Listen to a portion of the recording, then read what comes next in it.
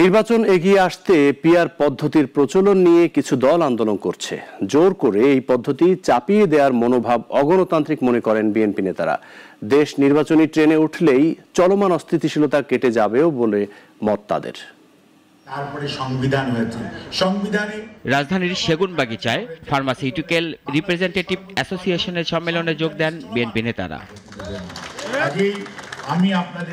তারা বলেন, জনগণ না চাইলেও জনগণের নামে ভোটে পিআর প্রবর্তন করে স্বৈরাচার ফেরার পথ সুগম করা হচ্ছে।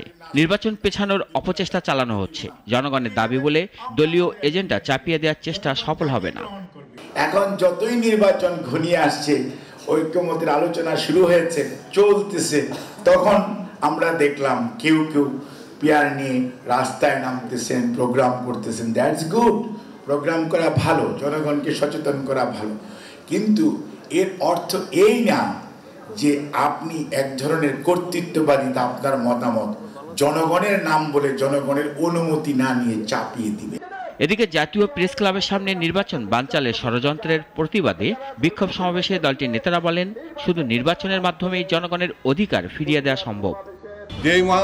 যেই মাত্র দেশকে নির্বাচনের রাস্তায় নামানো যাবে, সেই মাত্র বাংলাদেশের স্বাভাবিক অবস্থা শুরু হবে এবং নির্বাচনের মধ্য দিয়ে বাংলাদেশের নাগরিককে তার রাজত্ব ফিরিয়ে দাও, মানে ভোটাধিকার ফিরিয়ে দাও, তার অধিকার ফিরিয়ে দাও, এটা সম্ভব হবে।